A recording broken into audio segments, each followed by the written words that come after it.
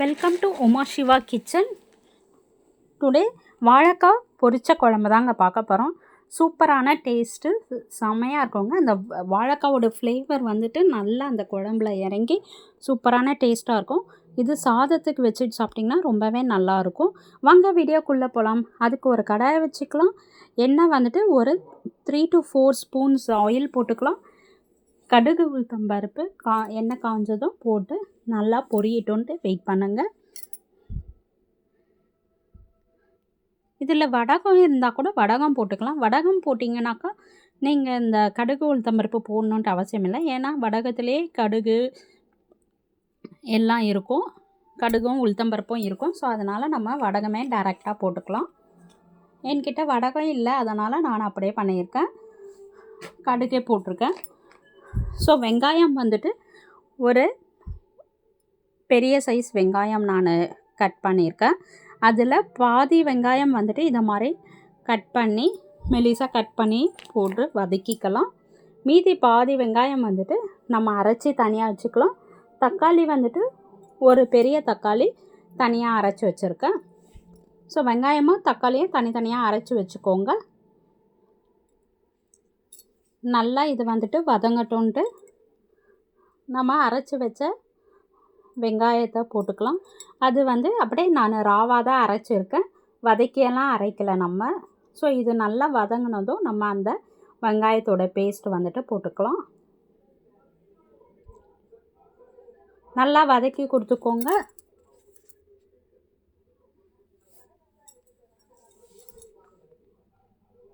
பாருங்கள், நல்லா அந்த எண்ணெயிலே நல்லா வதங்கிடுச்சு. இப்போ வந்துட்டு நம்ம அரைச்சி வச்ச வெங்காயத்தை போட்டுக்கலாம். இது கொஞ்ச நேரம் நம்ம ஒரு 2 to 3 minutes வந்துட்டு நீங்கள் வதக்கி கொடுத்தோடனே நம்ம தக்காளியை வந்துட்டு முழுமையாகவே அரைச்சி வச்சுருக்கோம். 1லேருந்து 1.5 தக்காளி எடுத்துக்கோங்க. சின்ன சைஸாக இருந்ததுன்னா 2 தக்காளி எடுத்துக்கோங்க, பெரிய சைஸானா 1.5 தக்காளி எடுத்துக்கலாம்.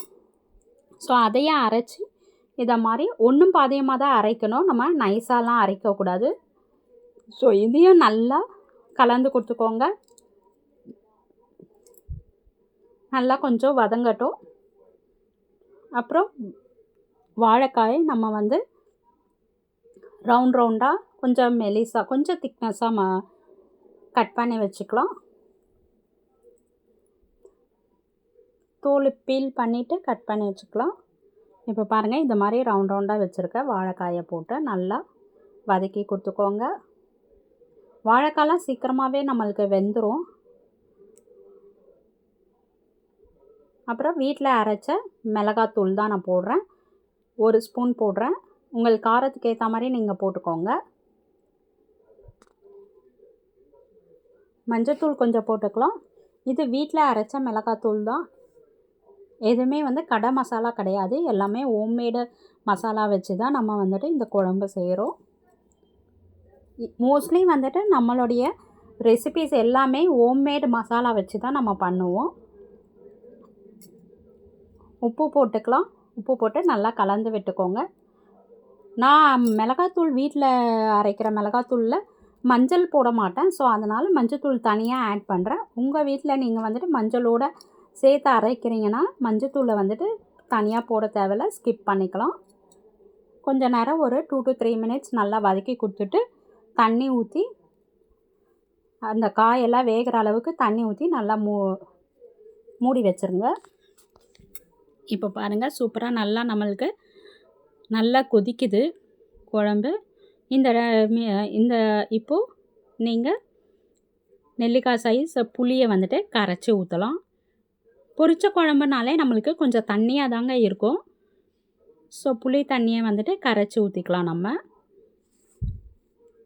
ஸோ எல்லாத்தையும் நல்லா கலந்து கொடுத்துட்டிங்கன்னா ஒரு கொதி வந்தவுடனே நம்ம திக்னஸ்க்கு ஏற்ற மாதிரி கொதிக்க வச்சுட்டு நீங்கள் இறக்கி வச்சிடலாம். அதுலேயே நம்மளுக்கு காய் வந்துட்டு வாழைக்காய் சூப்பராக வெந்து வந்துடும். நிஜமாலுமே அருமையான டேஸ்ட்டுங்க. இது செம்ம ஃப்ளேவராக சூப்பராக இருந்தது. நான் கொஞ்சம் திக்காக இருக்குதுன்னு சொல்லிவிட்டு தண்ணி ஊற்றினேன். ஸோ எல்லாத்தையும் நல்லா கலந்து கொடுத்துக்கோங்க. கலந்து கொடுத்துட்டு திரும்பவும் மூடி வச்சுருங்க. அப்புறமா அந்த குழம்புடைய டேஸ்ட் எல்லாம் அதில் இறங்கி சூப்பரான குழம்பு ரெடி ஆயிடுச்சு. இந்த வீடியோ பிடிச்சிருந்ததுன்னா லைக் பண்ணுங்கள், ஷேர் பண்ணுங்கள், சப்ஸ்கிரைப் பண்ணிக்கோங்க. தேங்க்ஸ் ஃபார் வாட்சிங். பாய்.